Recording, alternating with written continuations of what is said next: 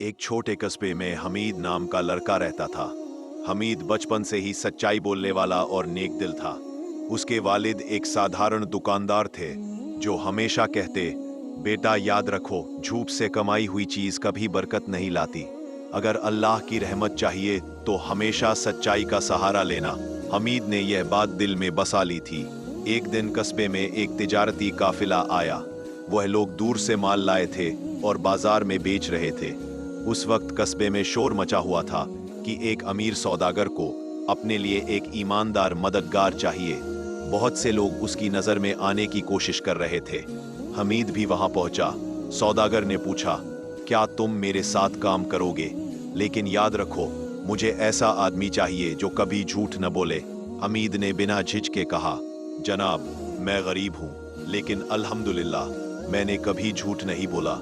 अगर आप चाहें तो मुझे आजमा सकते हैं। सौदागर ने उसकी सादगी और आत्मविश्वास देखकर उसे अपने साथ रख लिया। कुछ दिनों बाद सौदागर ने हमीद को बहुत कीमती माल देकर कहा, इसे पास के गांव तक पहुंचाना है। रास्ता लंबा और मुश्किल है, लेकिन ध्यान रखना कि कोई धोखा ना हो। हमीद ने सफर शुरू किया। बीच रास्ते में डाकुओं का एक गिरोह आ गया।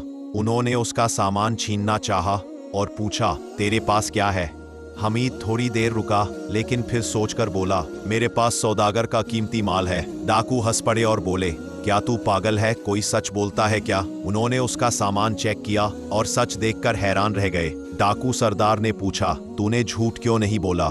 झूठ बोल देता तो हम तुझे छोड़ देते। हमीद ने कहा, मेरे वालिद ने सिखाया है कि झूठ बोलना सबसे बड़ा गुनाह है। अगर मैं अल्लाह से डरकर झूठ नहीं बोलता तो इंसानों से डरकर क्यों बोलूं? यह सुनकर डाकू सरदार की आंखों में आंसू आ गए। उसने कहा, बेटा, तूने मुझे मेरी गलती याद दिला दी। हम सब जिंदगी भर चोरी और झूठ में लगे रहे, लेकिन अल्लाह से डरना भूल गए। उसने अपने साथियों से कहा, आज से हम गुनाह छोड़ देंगे और सच्चाई व हलाल रोजी कमाएंगे। डाकुओं ने हमीद का सामान वापस किया और तौबा कर ली। जब हमीद गांव पहुंचा और सौदागर को किस्सा सुनाया तो सौदागर बहुत खुश हुआ। उसने कहा, बेटा, तेरी सच्चाई ने न सिर्फ तेरा ईमान बचाया बल्कि कई गुनाहगारों की जिंदगी बदल दी।